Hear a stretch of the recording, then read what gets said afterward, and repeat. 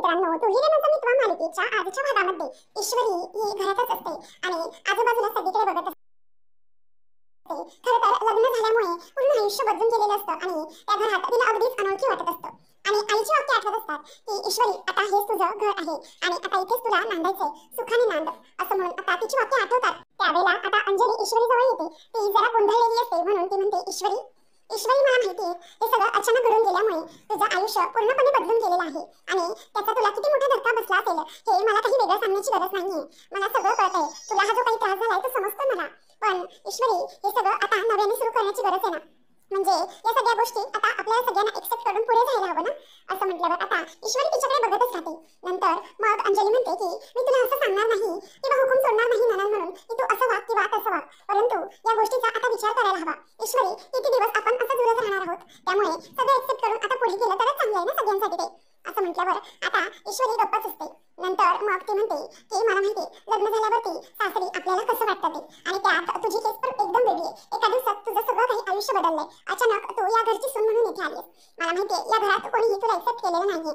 आजी आणि वल्लरी मामी या दोघीजणीही तुझ्यावर चिडल्यात, परंतु काळजी करू नकोस, हे काही कायमस्वरूपी राहणार नाहीये. तुला थोडे दिवस ऍडजस्ट करावं लागेल आणि त्यांना मनवण्यासाठी, त्यांना सांभाळून घेण्यासाठी तू हे सगळं करू शकतेस मला माहिती. आणि हो, त्यासाठी मला तुला वेगळं नाही सांगण्याची गरज. तू तशी आहेस, तू सगळ्यांना सांभाळून घेऊ शकतेस, सगळ्यांची मनं जिंकू शकतेस, असा आहे स्वभाव तुझा. त्यामुळे तू हे सगळं करशील मला माहितीये. परंतु ईश्वरी, एकच आहे की या सगळ्यासाठी थोडा वेळ जाईल. त्या दोघीही तुला एक्सेप्ट इतक्यात करणार नाहीयेत, म्हणूनच तुला थोडा वेळ जाईल. तुला कदाचित कधी त्रासही होईल, परंतु नको घाबरूस.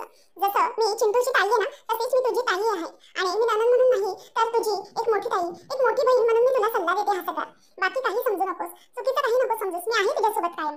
तेव्हा मग ईश्वरी म्हणते की ताई, मला तुम्ही सांगा की हे सगळं असं घडणार आहे हे तुम्हाला माहित होतं का? तेव्हा अंजली म्हणते की ईश्वरी, जाऊ दे ना, नको ना सारखा सारखा तो विषय, आणि सारखाच तो विषय उगाळून काय होणार आहे का सांग मला. तेव्हा ईश्वरी म्हणते की नाही ताई, तरी पण मला प्लीज तुम्ही सांगा की हे सगळं असं घडणार आहे हे तुम्हाला माहित होतं का? तेव्हा मग ते म्हणते की अगं नाही ईश्वरी, यापैकी आम्हाला काही माहिती नव्हतं. अगं तू जेव्हा आलीस तेव्हा तू बघितलीस ना आम्हा सगळ्यांचे चेहरे कसे झाले होते ते. अगं आम्हालाही हे सगळं खूप शॉकिंग होतं, अनएक्सपेक्टेड होतं. आम्हालाही कळलं नाही की नक्की काय करायचं ते, कारण यामुळे आम्हा सगळ्यांनी जबरदस्त धक्का बसला होता. चिंटूने जो काही निर्णय घेतला त्याने आम्हालाही खरंच शॉक बसला होता. म्हणून आम्ही त्यावेळेला विचार केला की नाही, त्याने जो काही निर्णय घेतलाय ना तो विचार करूनच केला असेल. पण आता तू काही विचार करू नकोस, चल तू तुझ्या खोलीत चल. आता लग्न झाल्यानंतर तुझी जी खोली आहे ती मी तुला दाखवते, असं ताई आता तिला बोलते आणि घेऊन जात असते. मामा रूम मध्ये येतो आणि जी आकाशने रूम सजवलेली असते आणि मग कपलसाठी त्याप्रमाणे अगदी सजवलेली असते. मामा म्हणतो की बापरे, हे काय करून ठेवलं आकाशाने अंजलीने. अर्णव ना आता आला ना तर तो आता खूप वैतागणार आहे. मामाला टेन्शन आलेलं असतं. त्यावेळेला आता अर्णव तिथून येतो आणि तो आल्याबरोबर बघतो तर आता रूम पूर्णपणे सजवलेली असते. तेव्हा मामा हे काय असं बोलल्याबरोबर लगेच तो म्हणतो की हे बघ अर्णव, चिडू नकोस, ही खरं तर आकाश आणि अंजलीची इच्छा होती, त्या दोघांनी मिळून हे सगळं केलंय, त्यामुळे प्लीज आता तू वैतागू नकोस. बरं, आता तू कसलंही टेन्शन घेण्याची गरज नाहीये, अर्णव सगळं काही व्यवस्थित झालेलं आहे. तेव्हा मग आता ते बघत असताना मामाकडे तो जरा टेन्शनने बघतो.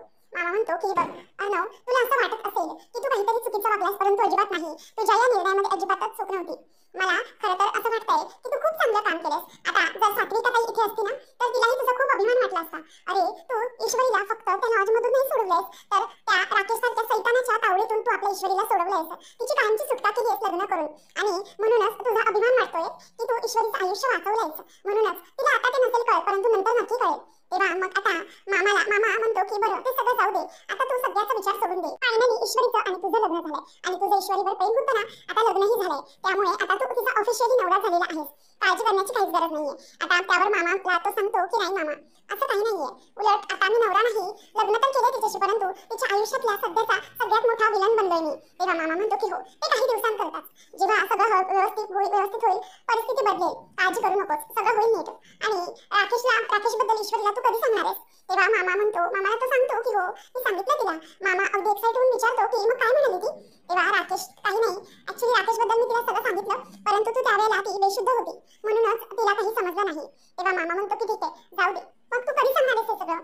त्यावर अर्णव सांगतो की मामा हळूहळू सांगेन तिला मी हे सगळं, ठीक आहे थोडा वेळ घेऊन सांगेन. आधीच सगळं आजपासून केओस क्रिएट झालाय, त्यामुळे सगळं काही बदलून गेलंय, परंतु काहीच काळजी करण्याची गरज नाहीये. लवकरच तिला मी हे सगळं सांगेन, कारण काही झालं तरी राकेश सारख्या नराधमाचा चेहरा लवकरात लवकर तिच्यासमोर मला आणायचाच आहे.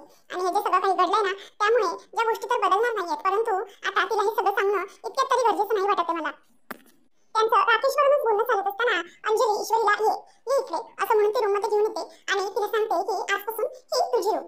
आणि नंतर ती म्हणते की तुमची रूम आहे ही, अर्णव आणि तुझी. तेव्हा ईश्वरी ते सगळं बघायला लागते आणि ज्या प्रकारे रूम सजवलेली असते ईश्वरी अगदी ऑकवर्ड होऊन ती रूम बघतच राहिलेली असते. तेव्हा मग आकाश बाजूला बसतो आणि अगदी आनंदानेच विचारतो की दादा कशी वाटली तुला ही रूम, कशी सजवली आहे, मी सजवली आहे चांगली आहे ना, असं तो मुद्दाम विचारत असतो. तेव्हा मग आकाशला अर्णव काहीच उत्तर देत नाही. मामा म्हणतो की चांगली चांगली, खूप सुंदर, हा खूप छान सजवली रूम तुम्ही, चला आता चलायचं का, रात्र खूप झालेली आहे, चला आपापल्या खोलीत चला, असा आता मामा आकाशला बोलतो. तेव्हा तो गालातच हसतो आणि मग अंजली म्हणते की हो हो तसंही रात्र खूप झाली आणि आज दगदगही खूप झाली आहे ना, सगळे थकले असतील, चला आपण जाऊया, असं अंजली बोलायला लागते. त्याच वेळेला मग आता इथे अंजलीकडे आणि मामाकडे दोघांकडेही अर्णव अगदी रागाने बघत असतो. त्याशिवाय आकाशही आहेच, आकाशकडेही तो चिडून बघत असतो. नंतर मग आता मामा म्हणतो की चला आता. तेव्हा आकाश त्याच्याकडे म्हणतो की ब्रो ऑल द बेस्ट. हा तेव्हा रागाने बघत असताना लगेच आकाश म्हणतो की वहिनी बघा दादा माझ्यावर चिडतोय, लुक देतोय मला तो. तेव्हा मग तिथून तो रागाने अर्णव बघतो म्हणून पळून जातो. ईश्वरीला ते काही समजतच नसतं की नक्की काय चाललंय आणि इतक्या धावपळीमध्ये सगळं घडलंय की त्याचं तिला आता खूपच टेन्शन आलेलं असतं. त्यानंतर मग आता अर्णव तिला विचारतो की काय करायचं आता. तेव्हा ईश्वरी त्याला म्हणते की काय काय करायचं नाहीये, काहीच नाही करायचं, असं ती त्याला पटकन बोलते.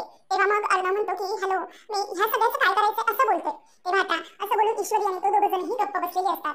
आता दोघांना काय बोलायचं काही नाही कळत नसतं, कारण इतक्या सगळ्या वाईट परिस्थितीत लग्न होऊनही आकाशने अगदी हनीमून कपल सारखं ती रूम सजवून ठेवलेली असते. त्यामुळे काय करायचं हे त्यांना काहीच कळत नसतं. आता ईश्वरी नाराज असते, खरं तर तिलाही लग्नच मान्य नसतं, त्यात ह्या सगळ्या रीतीभाती, त्यामुळे तिला आणखीनच टेन्शन येऊ लागलेलं असतं. अर्णवला तिची अवस्था कळत असते, परंतु काय करणार, त्याच्याकडे दुसरा कोणताही ऑप्शन नसतो आणि तो घरातल्या कोणाचंही मन मोडू शकत नसतो, म्हणून हे सगळं खरं तर होत असतं. नंतर आता ईश्वरी तिथेच उभी असते, सगळेजण खाली येतात आणि मामा सांगत असतो की बघ अंजली आता आपल्याला एक काम करायचंय, ते म्हणजे आता ह्या घरात जे काही आता वातावरण आहे ते अगदी नॉर्मल करूयात आपण, आणि ना आपण सगळ्यांनी मेन म्हणजे नॉर्मल वागूयात. काही वाईट घडलंय असं काही वागायलाच नको ना, सगळं काही व्यवस्थित वागलं तर मग होईल व्यवस्थित, त्यांनाही जरा बरोबर वाटेल ना. तेव्हा मग ती म्हणते की हो अगदी बरोबर मामा. मग तो म्हणतो की अंजली अगं जावे बापूंना फोन लाव, बघ कुठे येते. तेव्हा मग अंजली त्याला फोन लावत असते. त्यावेळेला तिचा फोन आल्यावर तो खूपच चिडतो आणि फोन कट करून टाकतो आणि म्हणतो की कशाला आता या बावळबाईचा फोन येतोय. राकेश आता मस्तपैकी दारू घुसत बसलेला असतो आणि तो खूप चिडलेला असतो. त्यानंतर मग आता पुन्हा एकदा अंजली फोन करायला लागते. तेव्हा तो वैतागतो, म्हणतो की काय या बाईला कळत नाही का, कशाला सारखी सारखी फोन करतेय, एकदा सांगून कळत नाही का, असं म्हणून आता तो वैतागत असतो आणि मग फोन कट करून बाजूलाच ठेवून देतो आणि म्हणतो की नको करूस मला फोन, उचलत नाही याचा अर्थ कळत नाही का, काय सारखं सारखं फोन करते ही, असं म्हणून तो खूपच वैतागतो आणि पुन्हा फोन कट करून तिथेच ठेवून देतो आणि म्हणतो की ही बावळ बाई मी कसल्या टेन्शन मध्ये आणि ही काय विचारणार. आता ती मी सिंदूर ती ईश्वरी त्या घरात असताना कसं जाणार मी तिथे. तेव्हा मग ती म्हणते की अरे मामा हे माझा फोन कट का करतायत. तेव्हा मग मामा म्हणतो की बरं ठीक आहे जाऊ दे अंजली, अगं ते काहीतरी कामात असेल, तू थकलीस दिवसभर, जाऊन खोलीत आराम कर, मी करतो त्यांना फोन. आता आकाश अंजलीला घेऊन जातो आणि नंतर मग मामाला पूर्णपणे समजून आलेलं असतं की राकेश फोन का उचलत नाहीये ते, कारण ईश्वरी इथे असल्याने त्या घरात येताच येणार नाही, मामाला माहित असतं. तेव्हा मग आता राकेश विचार करतो की काय करू मी आता, खरंच इतकी मोठी गोष्ट होऊन बसली, आता या ईश्वरीचं आणि अर्णवचं लग्न झालं, माझं त्या घरामध्ये जाण्याचे मार्गच बंद झाले, कसं करायचंय मी आता. परंतु आता तो म्हणायला लागतो की नाही जाऊ दे काहीच हरकत नाही, मी मात्र काही केल्या शांत बसणार नाहीये, या सगळ्याचा बदला मी घेणारच आहे. तुला काय वाटलं अर्णव, तू ईश्वरी सोबत लग्न केलंस म्हणजे जिंकलास का तू, नाही अजिबात नाही. जरीही तुमचं लग्न झालं असलं ना तरीही मी तुमचं आयुष्य सुखाचं होऊ देणार नाही. आता ईश्वरीचं आणि अर्णवचं लग्न लागत असतं त्यावेळेचे सगळे क्षण त्याला आठवत असतात आणि ते आठवून त्याला चिडचिड होत असते आणि तो म्हणतो की करा तुम्हाला जे काही करायचं ते करा, परंतु असं मी तुम्हाला आता सोडणार नाहीये. ईश्वरी जरीही तू आता माझ्याशी लग्न केलं नाहीये ना, तू माझी झाली नाही तर त्या अर्णव सोबतही मी तुला सुखाचा संसार करू देणार नाही. तुमच्या दोघांच्या संसारात कायम अडथळा असेल माझा, आणि काही झालं तरी ईश्वरी आणि अर्णव तुम्ही लग्न केलं असलं तरीही तुम्हा दोघांना मी कायमचं एक दिवस वेगळं करणारच, असा राकेश चिडचिड करून बोलत असतो आणि ईश्वरीचं लग्न झालंय म्हणून त्याचा खूप राग होत असतो, त्याची चिडचिड होत असते.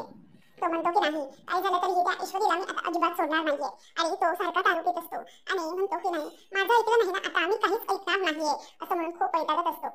नंतर ईश्वरी आता चिडून बाजूला गेलेली असते. त्यावेळेला अर्णव तिला समजावतो की हे बघ मिस इंदोर, हे सगळं मी करायला सांगितलेलं नव्हतं, खरं तर हे सगळं आकाशने केलंय आणि त्याने आपलं लग्न झालंय या हेतूने सगळं केलंय, त्यामुळे प्लीज या बाबतीत तू अजिबात चिडू नकोस, हे सगळं मनानुसार नाही झालेलं आहे, हे त्याने केलंय असं तो बोलून दाखवतो. त्यानंतर मग ईश्वरी काहीच बोलत नाही, तरीही अर्णव तिला एक्सप्लेन करत असतो. तो म्हणतो की मला माहितीये गेल्या 1-2 दिवसांमध्ये खूप काही विचित्र घडून गेले आणि हे जे सगळं काही घडलंय ते सगळं अनएक्सपेक्टेड होतं, मला माहितीये याने तुलाही खूप मोठा धक्का बसला होत असणार, शिवाय बाकीच्यांनाही सगळ्यांना याचा खूप मोठा धक्का बसलाय, त्यामुळे प्लीज तू ही जी काही सिच्युएशन आहे ती समजून घे, या सिच्युएशन मध्ये काय घडलंय कशामुळे घडलंय, त्यामुळे या सिच्युएशनला समजून घेण्याचा प्रयत्न कर. मी सिंदूर तुझेही घरचे आणि माझेही घरचे दोघांनाही या सगळ्या सिच्युएशनचा सेम धक्का बसलाय, त्यामुळे प्लीज तू अजिबातच या गोष्टीचा असा विचार करू नकोस, सगळं काही व्यवस्थित होईल, तू ऐकतेस ना माझं, असं आता तो तिला आवाज देत असतो. परंतु ईश्वरी समोरून त्या बोलण्यावर काहीच रिस्पॉन्स देत नसते. त्यामुळे आता ईश्वरी मी सिंदूर असा आवाज तो तिला देत असतो, परंतु तरी ईश्वरी त्या हातीला ओ देत नाही. ती फक्त अशी रागात उभीच असते.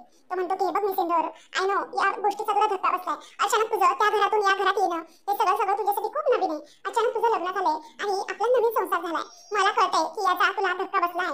या सगळ्या गोष्टींचा विचार करत असताना तू टेन्शन मध्ये असशील आणि हे सगळं नवीन घर, सगळ्या नवीन गोष्टी, सगळं नवीन, तुला ऍडजस्ट करणं थोडं कठीण जाणार आहे. परंतु डोंट वरी, हे सगळं होईल व्यवस्थित, सगळ्या गोष्टी होतील व्यवस्थित. ईश्वरी फक्त आणि फक्त रागाने त्याच्या गोष्टीचा, त्याच्या बोलण्याचा विचार करत उभी असते.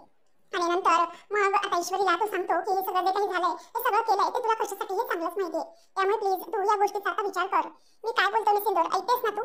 असं तो तिला आवाज देतो आणि ती ऐकत नाही, म्हणून तो तिच्या हातावर हात ठेवून विचारायला जाणार तेवढ्यात ईश्वरी ओरडते आणि म्हणते की 1 मिनिट मागे व्हा, अजिबात मला हात लावायचा नाही. असं म्हटल्यावर आता अर्णव तिच्याकडे बघतच राहतो. तेव्हा ईश्वरी म्हणते की बाजूला व्हा, दूर व्हा माझ्यापासून, अजिबात माझ्याशी बोलण्याचा प्रयत्न करायचा नाही.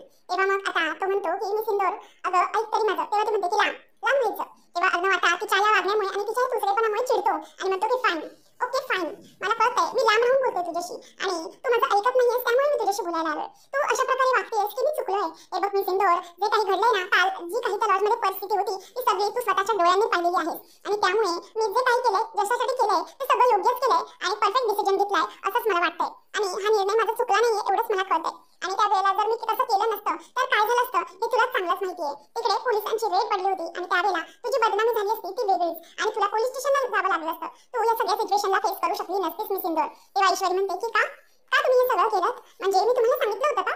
मला एक गोष्ट कळत नाहीये अर्णव सर की प्रत्येक वेळेला तुम्ही या सगळ्याचा स्वतःच्याच दृष्टीने कसा विचार करता? तुम्ही याचा जरा काही विचार केलात का की ज्या वेळेला तुम्ही लग्न केलं तेव्हा माझ्या गळ्यात मंगळसूत्र घातलात तेव्हा मला किती मोठा धक्का बसला असेल, माझ्यासाठी ते सगळं किती शॉकिंग असेल, याचा जरा तरी तुम्ही अंदाजा लावू शकलात का? तुम्ही माझ्या गळ्यात मंगळसूत्र घातलात मला न विचारता आणि मीडिया समोर सगळ्यांसमोर जाहीर करून टाकलात की मी तुमची लग्नाची बायको आहे. तुम्हाला काय वाटतंय हे सगळं करून तुम्ही खूप मोठा तीर मारला आहे का? नाही, अजिबात नाही. हे सगळं करून ना तुम्ही मला फसवलंय. आलंय का लक्षात तुम्हाला? तुम्ही हे सगळं करून मला खूप मोठा धक्का दिलाय. तेव्हा मग अर्णव म्हणतो की हे बघ मी सिंदूर, अजूनही मी तुला सांगतोय की अगं त्यावेळेला काय सिच्युएशन होती ती समजते का तुला? तुला कळत नाहीये. तेव्हा मग ती म्हणते की कळते, सगळं कळते. तेव्हा मग आता लगेचच ती म्हणते की खरं तर ना तुम्ही सगळं मुद्दाम केलं. राकेशजी असले ना तर त्यांनी वाचवलं असतं मला, आले असते ते. आणि राकेशजीने 2 रूम बुक केल्या होत्या. मग त्यावेळेला ते मला आले असते वाचवायला. सांगितलंच नाही मी त्यांना की आमचं लग्न ठरलंय. मग तुम्ही का लावता तिथे? तेव्हा मग अर्णव म्हणतो की बघ तो राकेश तिथून पळून गेलाय, लक्षात घे. अगं तसल्या त्या हॉटेलमध्ये, बदनाम हॉटेलमध्ये घेऊन जाऊन तो तिथून वेळ पडल्यावर पळून गेलाय. हे तुला का कळत नाही ईश्वरी? तेव्हा ईश्वरी म्हणते की हे बघा अर्णव सर, अजिबातच तुम्ही काही त्यांच्या विरोधात बोलू नका. राकेशजींच्या विरोधात तर तुम्ही काही बोलूच नका, कारण तुम्ही काय वागता काय नाही ते मला सगळं चांगलंच माहितीये. तुम्ही हे सगळं स्वतःच्या माथी मारून स्वतः ग्रेट बनण्याचा प्रयत्न करताय. तुमची ती सवयच आहे. प्रत्येक वेळेला तुम्हाला फक्त ग्रेट बनायचं होतं, दुसऱ्यांना वाचवून. तुम्हाला वाटत असेल की तुम्ही तुमच्या नजरेत मोठे आहे, परंतु अजिबात नाही. माझ्या आयुष्याची तुमच्या या सगळ्या गोष्टीमुळे माती झाली हे तुमच्या लक्षातच येत नाहीये. तुम्हाला असं वाटत असेल की तुम्ही माझ्याशी लग्न करून मला वाचवलंय, पण नाही. मी खूप मोठ्या संकटात अडकली आहे या सगळ्यामुळे. तुम्हाला कळतंय का? तेव्हा मग आता असं बोलल्यावर ईश्वरी म्हणते की ठीक आहे, मला एक कळत नाहीये तुम्हाला कसं माहिती हो की मी तिकडे त्या लॉजवर गेले होते? याचा अर्थ तुम्ही माझा पाठलाग करत होता, बरोबर ना? प्रत्येक वेळेला मी कुठल्या तरी संकटात अडकते आणि तुम्ही तिथे बरोबर मला वाचवण्यासाठी कसे पोहोचता तेच कळत नाहीये मला. बरोबर, म्हणजे आता माझ्या लक्षात आलंय की तुम्ही असं दाखवता आणि मला कुठल्या तरी संकटात अडकवता, परिस्थिती निर्माण करता आणि मग नंतर असं दाखवता की तुम्हीच मला वाचवलंय, बरोबर ना? आणि मग तुम्ही माझ्या नजरेत मोठे होण्याचा प्रयत्न करता. आता लक्षात येते माझं सगळं, हे सगळं काय आहे, पहिल्यापासून हे सगळं काय घडत आलंय, बरोबर ना? हेच आहे ना तुमचं सगळं म्हणणं? म्हणजे प्रत्येक वेळेला तुम्हीच हे सगळं घडवता, परिस्थिती निर्माण करता आणि मला वाचवता. तेव्हा मग अर्णवला खूप राग येत असतो. नंतर मग तो म्हणतो की मी सिंदूर हे काय बोलतेस तू, तुला तरी कळतंय का? तेव्हा मग ती म्हणते की हो सगळं मला क्लिअर व्हायला लागलंय की तुम्ही काय वागता आणि काय नाही ते. खरं तर तुम्हीच मला वाटतं की त्या राकेशजींना गायब केलंय. तुम्हीच काहीतरी केलं असेल, मुद्दाम कारण काढून त्यांना त्या लॉजच्या बाहेर बोलावलं आणि नंतर मग तिथे पोलिसांची रेड पडली आणि मग मला वाचवलं. असं आता खोटे नाटे आरोप करायला लागते. अर्णवला याचा खूप राग येत असतो. तेव्हा मग ती म्हणते की मग मजबूरच मला हे सगळं करावं लागलं. तेव्हा मग तो म्हणतो की फाईन, तुला सगळं असंच वाटतंय की मी चुकीचं आहे, तर मग मला सांग की तुझ्या बाबांनी जेव्हा तू तुझ्या गळ्यातलं मंगळसूत्र काढत होतीस तेव्हा का बरं तुला थांबवलं? का थांबवलं आणि लग्न कर म्हणजेच लग्न करून हे राहू दे असं का सांगितलं? तेव्हा ती म्हणते की 1 मिनिट, याचा दुसरा कोणताही अर्थ तुम्ही काढू नका. बाबांनी हे सगळं याच्यासाठीच केलं की ते एक मध्यमवर्गीय स्वतःचा मान जपणारे माणूस आहेत आणि अशा माणसांना कधीही समाजात बदनामी झालेली चालत नाही. आणि मग असं जर म्हटलं असतं तर समाजात बदनामी झाली असती आणि त्यामुळे त्यांनी मला हे लग्न तोडण्यापासून वाचवलं. आणि ते बदनामीला घाबरतात, समाजाला घाबरतात, म्हणूनच ते सगळं नाईलाजास्त बोलले असतील, माहितीये ना मला. पण मी काय सांगणार होते माझ्या आई बाबांना? मला त्यांनी हे सांगताही आलं नाही की तुम्ही त्या समाजाला, ज्या बदनामीला घाबरताय आणि ज्या माणसाची माझं लग्न झालंय त्याच्याशी माझं लग्न होण्यापेक्षा मी कुठेतरी जीव देऊन मेले असते तर ते मला जास्त चांगलं वाटलं असतं. कसं सांगणार होते? काहीच तोंड उघडता आलं नाही मला त्यावेळेला, कारण माझ्या बाबांची परिस्थिती तशी होती. आता ईश्वरीचं हे बोलणं ऐकून खूपच अर्णवला हर्ट झालेलं असतं. ईश्वरी म्हणते की तुम्ही आजपर्यंत फक्त आणि फक्त त्रास दिलेला आहे मला अर्णव सर, आणि आताही तुम्ही जे काही केलंय त्याने माझ्या आयुष्यात खूप मोठा त्रास निर्माण झालाय. तुम्ही फसवलंय मला, खोटारडे आहात तुम्ही एक नंबरचे. अजिबात मी तुम्हाला सहन करू शकत नाही, नाही अजिबात नाही असं म्हणून ती आता रडत रडत बाजूला जाते. तेव्हा अर्णव तिच्याकडे जातो. तेव्हा ईश्वरी म्हणते की लांब लांब व्हायचं, अजिबात यायचं नाही हा पुढे. तेव्हा मग अर्णव म्हणतो की ईश्वरी प्लीज ऐकून घे तो राकेश. तेव्हा मग ईश्वरी म्हणते की एक मिनिट, तुम्ही काही बोलू नका, शांत व्हा, दूर व्हा, मला तुमच्याशी आता काहीही बोलायचं नाहीये असं आता ती बोलत असते. त्याच वेळेला मग तिला अर्णव म्हणत असतो की मिस इंदोर, अगं काय चाललंय काय तुझं? ईश्वरी म्हणते की बोला ना, बोला तुम्ही राकेशजींना कुठे गायब केलंय, काय केलं तुम्ही त्यांच्याबद्दल सांगा, काय केलं त्यांना, कुठे ठेवलंय तुम्ही? तेव्हा मग तो म्हणतो की बघ मिस इंदोर, मी त्याला कुठेही गायब केलेलं नाहीये. तेव्हा ईश्वरी आता रडत असते. ती म्हणते की नाही, फसवलंय तुम्ही मला, मला हा निर्णय अजिबातच आवडलेला नाहीये असं म्हटल्यावर आता ईश्वरी तिथेच रडत बसते आणि अर्णवला खरंच खूप वाईट वाटतं. खरं तर ईश्वरीच्या मनात अर्णवविषयी खूप मोठा असा गैरसमज निर्माण झालेला असतो आणि सगळ्या रागाचा एकाच दिवसात भडका चांगला उडालेला असतो. आता ईश्वरी खूप रडत असते की आई आई प्लीज असं करून आता ती रडायला लागते. मग अर्णव विचार करतो की ईश्वरी खूप दुःखी आहे म्हणून तो तिला आता समजावायला जातो, परंतु ईश्वरीने अंगाला हात लावू नको असंही सांगितलेलं असतं. म्हणूनच आता पटकनच तो तिथून असलेला पाण्याचा ग्लास घेतो आणि ईश्वरीला पाणी असं करून प्यायला देणार असतो, परंतु ईश्वरी ते पाणी प्यायला तयार नसते. तिला त्याचाही खूपच जास्त राग आलेला असतो. त्यामुळे आता ईश्वरी ही तशीच उभी असताना अर्णव हात लावायला जाणार, परंतु पटकन तो हात बाजूलाच घेतो आणि तो पाण्याचा ग्लास तिथेच ठेवतो. कारण काही झालं तरीही ईश्वरी ही ऐकायला तयार नाही होणार, ती आणखी काहीतरी आक्रमक वागेल हे त्याला समजतं. म्हणूनच आता तो तिथून बाजूला येतो आणि बाजूला येऊन स्वतःच्या तिथे सोफ्यावर जाऊन बसतो. आता ईश्वरी ही तिथे डोक्याला हात लावून रडत बसलेली असते. अर्णवशी झालेल्या लग्नामुळे तिला खूप असा त्रास झालेला असतो. अर्णवलाही ईश्वरीचं ते दुःख करतच बघवत नसतं, परंतु ईश्वरीला एक ना एक दिवस नक्की कळेल की हे सगळं कशामुळे आणि का घडतंय ही आशा आता अर्णवला असते आणि त्यामुळे तो पुढे आता तिला काहीच बोलत नाही. तो फक्त गप्प बसलेला असतो आणि त्यातच आता ईश्वरी ही डोक्याला हात लावून खूप रडत असते. त्यानंतर आता पुढच्या भागामध्ये आपल्याला पाहायला मिळणार आहे की ईश्वरी रडत रडत तिथेच सोफ्यावर झोपून गेलेली असते. तिच्या गळ्यात तो लग्नाचा घातलेला हात, त्याचप्रमाणे ते गळ्यातलं सगळं तसंच असतं आणि अर्णव हात आता तिला थंडी लागेल म्हणून तिच्या अंगावर पांघरून घालतो आणि मग ईश्वरी गाय असताना तो तिच्याकडे बघत असतो. अर्णव नंतर वल्लरीला येऊन बोलतो की मामी, ईश्वरी मिस इंदोर आपल्या घरात नवीन आहे आणि त्यामुळे तिला आपल्याला ऍडजस्ट करून घ्यायला लागेल, तिला आपल्याला सांभाळून घेतलं पाहिजे, तिला इथे कोणत्याही प्रकारचा त्रास होईल असं तरी आपण केलं नाही पाहिजे. मामी प्लीज, आणि हे सगळं तू समजून घेशील, तू मिस इंदोरला समजून आणि सावरून घेशील, ठीक आहे ना? हे सगळं मी तुझ्याकडून एक्सपेक्ट करतोय असं म्हणून आता अर्णव हा मामीच्या खांद्यावर अगदी विश्वासाने हात ठेवून तिच्याशी बोलत असतो. तेव्हा मग मामी ही हो अशी मान डोलावते की करेन मी सगळं, परंतु तिच्या मनात तर दुसरंच कपट असतं. अर्णव तिथून निघून गेल्यानंतर वल्लरी नेहमीप्रमाणेच नांगी काढते आणि म्हणते की अर्णव काहीच सांभाळून घेणार नाही तुझ्या बायकोला, या उलट ती ईश्वरी या घरातून कशी जाईल ना हे मी सगळं बघणार आहे आणि लवकरात लवकर त्या ईश्वरीला या घराच्या बाहेर मी काढणार म्हणजे काढणारच असं म्हणून ती आता त्या सगळ्याचा विचार करत असते. तर आता इथे ईश्वरी आणि अर्णव यांच्या प्रेमाचं पुढे काय होणार आहे आणि ईश्वरी ही घरात आल्यानंतर आता वल्लरीचे नेमके कोणते डाव चालू होणार आणि ते अंजली आणि अर्णव बरोबर ओळखतील का हे पाहणं रंजक ठरणार आहे. अशाच मालिकांचे अपडेट जाणून घेण्यासाठी आजच आपल्या चॅनलला सबस्क्राईब नक्कीच करा. धन्यवाद.